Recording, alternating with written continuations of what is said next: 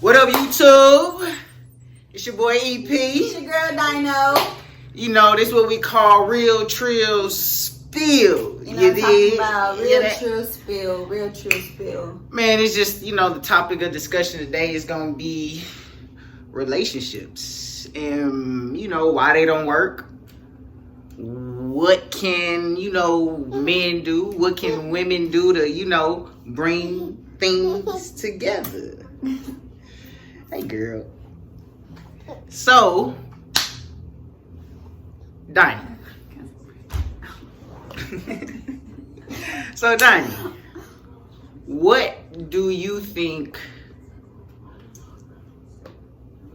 a male's biggest problem in a relationship? A male's biggest problem in a relationship. A male's biggest problem in a relationship. That you feel like that you've seen, that you've experienced.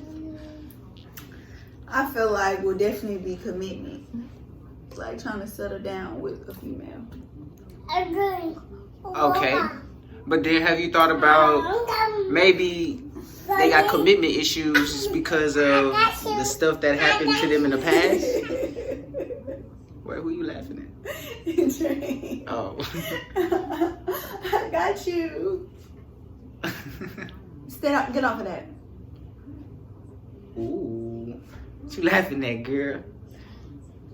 But have you ever thought about maybe because it's what happened, in the past, Naturally. I ain't gonna lie, some men, well, most men that have commitment issues is because they've been the good person and they've gotten messed up by the female. So I just feel like it's gonna take one female that's just gonna really just change their whole mind. And they literally a female literally has to show something so different that the man has no choice but to just stay down and commit to that, because that's really what he wants. But females, on the other hand, they don't understand that. They just think they'll be like, I'm not trying to raise a man, I'm not trying to teach a man this, I'm not trying to teach a man that. But sometimes that's kind of what you. That's on both sides of the situation. That's kind of what needs to be done. Like, y'all can help each other out, make each other become, something better. But, and I just feel like women typically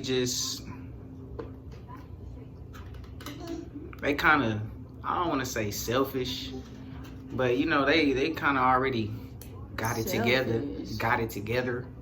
They already got it together. They just know what they want. They just know what kind of man I want. But what's crazy? Why do women talk to you and then go ghost and just stop talking to you? Because you ain't catch their attention. Y'all gotta catch our attention. Like, so many of y'all want to just chill. Like, y'all just want to, you trying to chill. Like, no, we not trying to chill. If you got 10 people hitting me up and y'all trying to chill, the person that say, let's go out, let's go do something, that's the person I'm going to choose. So, yeah, I'm going to go ghost on you if every time we text me, you keep, what you doing? It's dead. That you dead next. But you also have to understand that some men actually want to take you out. But then why do y'all blow him off? Why y'all texting? Why are you giving him your number if you just really gonna blow him off if he actually trying to hang out with you? I feel like it's no one's attention to blow somebody off. If I'm giving you my number, okay, yeah, at that point you have my attention. But if you don't grasp my attention, then okay. I'm done texting you. You ain't grasp my attention. It's not what I want. Sorry, this ain't working out.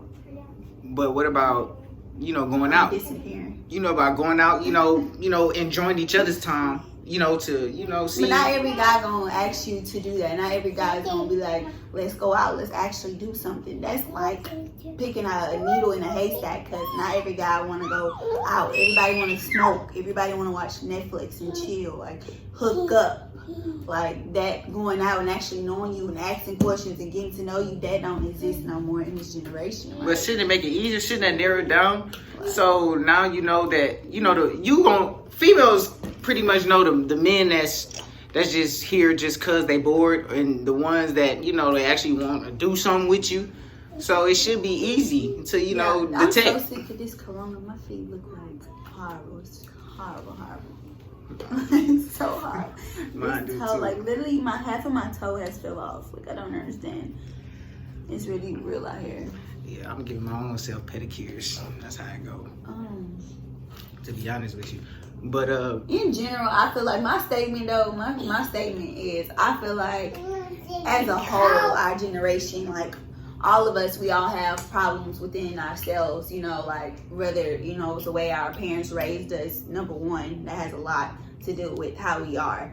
And if you never found yourself and you're trying to be in a relationship with somebody who found themselves, and then it's not going to work.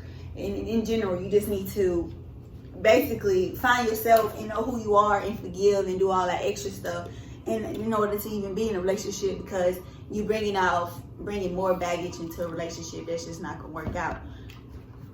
So when you first talk to somebody, y'all need to start saying like what's really, why are you this way? Like what made you so strong and independent? What made you like the way you are? And actually start even you don't even have to be perfect meeting somebody, but if you're gonna deal with somebody, at least try to help fix them. Like figure out what is their wrong, what's their rare, instead of these red flags keep coming up and you don't know where they're coming from. Well, did you ask them why they get so offended when you talk to this girl and this girl? Well, maybe because they insecure with their own self and their own problems, but you're not worried about that. All you see is the red flags, and that's not okay. Like you can't keep complaining about this person's problems and not trying to help them and understand where it come from. Because you don't fix where it come from, it ain't gonna get fixed, and it's gonna forever be a problem in the first place.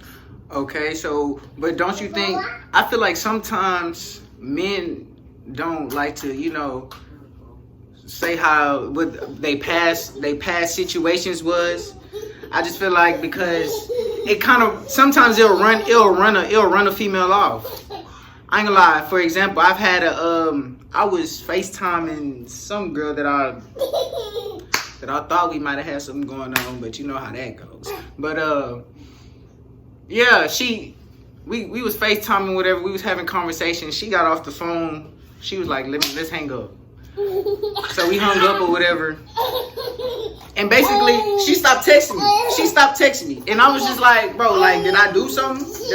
Like, we was having a cool conversation. Like, what was we doing? Like, oh.